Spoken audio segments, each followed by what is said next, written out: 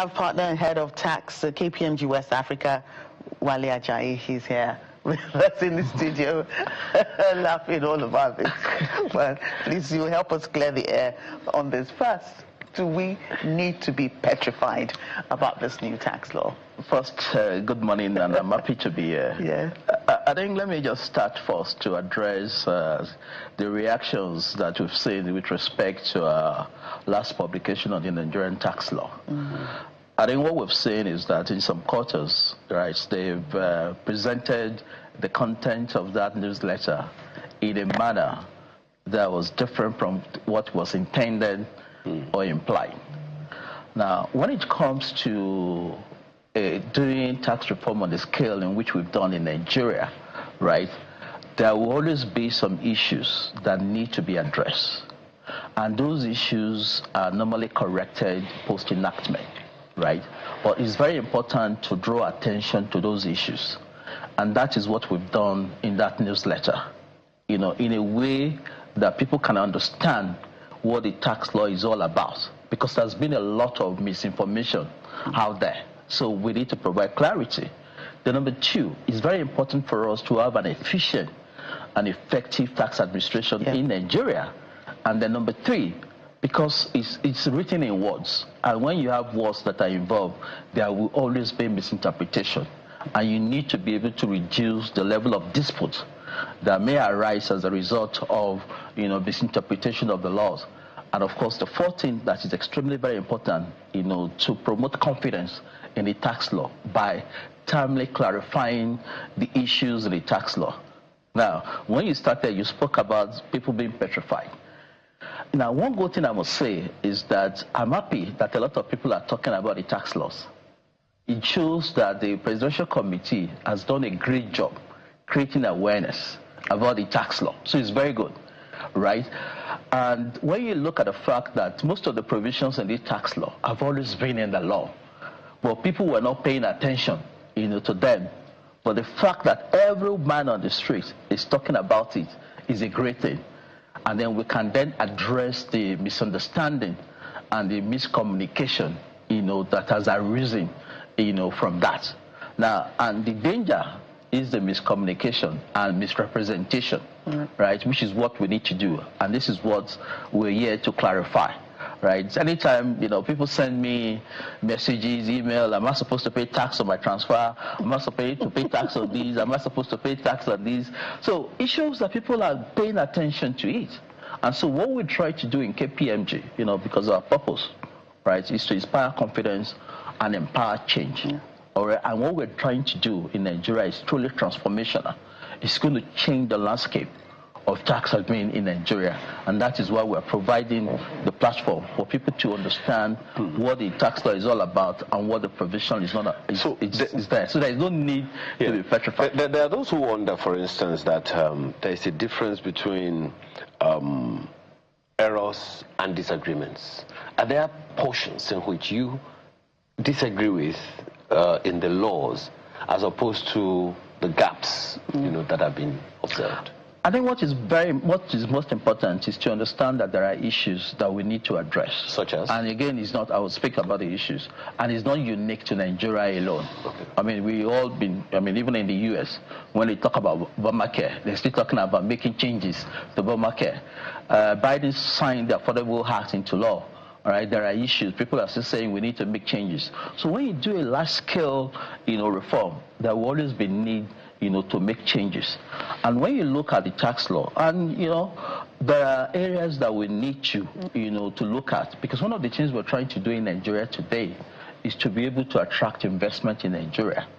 And now, when you look at the publication we have, we did acknowledge the fact that in some cases, it's only Nigeria. Some of the things we're doing in Nigeria are not novel to Nigeria. Some countries are actually doing it. But the question is, considering our own unique situation, our stage of development in Nigeria, is this something, you know, that we need to do? So when you go through, there are some referencing errors which is expected, right, but that can be corrected. But there are some provisions that may have impact, you know, on the ability to attract investment into the country. I mean, one big issue, of course, is on the shares. people have been talking about shares, and you saw some of the changes or transactions that took place in December prior to the commencement of the act, right? And and we supported the harmonization of the capital gains tax. That capital gains tax is what you pay on capital transaction. And prior to January, it used to be 10%. When you have ordinary income, you pay company's income tax at 30% plus represented tertiary education tax then, right? But the problem is, in reality, or in practice, is that there is always controversy as to what constitutes capital, right? And so people try to, structure transaction in such a way that they will pay a lower tax of 10% as capital. And we need to eliminate that. We don't need dispute, right? And so we supported the fact that we need to harmonize that, which is what they've done, right? But we also did say, right, that we also need to reduce our corporate income tax rate, because we're not the only sheriff in town. We need to be competitive. And that was going to be the direction of travel until the VAT issue, because you reduce your corporate income tax and you increase VAT, because the cost of collection of VAT is lower than companies' income tax. But that wasn't done. And so what we're then saying is that since that has not been done, then we need to consider the rate of a corporate tax and bring the rate of tax down so that people do not leave Nigeria. You don't have capital flight. That is one. Number two, one other issue that is extremely important is what you call indirect transfer of shares. So, for example, if you have an Egyptian company that owns shares in a Nigerian company, that owns a Nigerian company, and that Egyptian company is owned by an Indian company, right? And the Indian company sells the shares in Delhi, right? What we're saying now, prior to now, that shares is outside of Nigerian tax jurisdiction. But now we're saying that they must pay tax. Now, some countries do that. It's called indirect transfer, which is fine, right? There's nothing, because some countries do it. So it's nothing that is wrong with that. But the question is, we need investment in Nigeria. We don't want to have investment flight out of Nigeria. So that is one area that we need to look at. So what we're trying to do is to draw attention to those issues. Sorry, on that one, my apologies. On that one, are you saying that we shouldn't collect taxes from them? No. What I'm saying is that given our stage of development, we're talking about an Indian company that owns an Egyptian company that owns Nigeria. It's called indirect transfer. Under the law now, they will pay tax on that transaction that took place in India. Prior to now, tax will not be applicable because indirect transfer. And some countries do that, right? And we're right to do that because we have a 24 trillion deficit in revenue that we need to plug. So that is fine. But at the same time, we also need foreign investment, right? And so what typically then happens is that there's a chicken and egg thing, that we want people to come into Nigeria, and people have options, and they look at areas and jurisdictions that have lower tax and move. My apologies, Mr. Ajayi. Is there any right-thinking businessman in the world that would ignore a 200 million man market simply because of a fraction of tax? Well, I'm just wondering. Maybe I don't know business. No, your tax is not one of the considerations that investors will. It's one of the list. It's not one of the biggest considerations. The first one, obviously, is stability and security. Right? Once there's stability and you can enforce legal contract, that is fine. The issue is Nigeria has a big market, right? There is no doubt about that. More than 200 million people, right? But as an investor, right, what you're looking for, okay, because there are differences between direct investors and portfolio investors. Right? Portfolio investors are the guys that are on the stock exchange. They are making money. Direct investors are the ones that come in here and set up factories, set up plants, and what have you. So if you're talking about portfolio investors, why would I want to come to a jurisdiction where the bulk of my returns will be taxed and I can get better returns? One of the things that have driven foreign investment in Nigeria today is because of the interest rate, right, that they can get in Nigeria, right? Of course, our inflation rate is high, but the good thing is that it's coming down. Our interest rate is still at about 27% compared to 14%. That's a massive difference, right? That people will come in to take advantage of that. So what that does is that once that changes, there will be a capital flight. Okay. So that's the issue. Okay. Well, one of the I've tried to consume as much of the issues you raised, as possible, and I also see that Mr. Oyedele's team have also responded to all the issues that you have raised. But looking at it generally, do you think, because there will always be contestations? Yes. Do you think the tax appeal system embedded in the general tax administration in the country today, do you think it's capable of addressing some of these issues? What you want to do is to try as much as possible to eliminate or reduce disputes. It's only when you have disputes that people go to tax appeal, right? Okay? So what you want to do is to try as much as possible to have a situation where people understand what the law is. Now, when the law is not so clear, what that means is that it's capable of different interpretation. So you interpret it in a way, the tax authorities will interpret it in another way, then you have dispute, you go to court, it can take years to resolve. Nigeria, can I just finish it off? Nigeria is not better for that, because that takes days, hours, years to get the revenue. So once you can clarify that, it works. Then when it comes to appeal, the good thing is that appeal process in Nigeria is gaining ground. A lot of people now are now challenging the decisions of the tax authorities. But it's not yet where we should be, but at least people are challenging, right?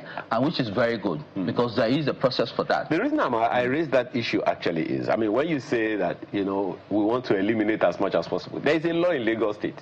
You shouldn't be charging people more than 6 months rent, for instance. Yes. Enforcement, yeah. So we expect that some people will just do what the law says, but we also know that there will be people who will not do what the law says, hence the courts. Yes. So that's why I'm asking whether you think the appeal system I don't know if it ever existed, whether the tax appeal tribunal is significant to address some of those issues and possibly even reinforce some of the complexity that you have mentioned. No, the appeal process is robust. One of the things that have been eliminated, I'm sure you heard the stories about you have to pay some deposit to go to appeal, which is gone.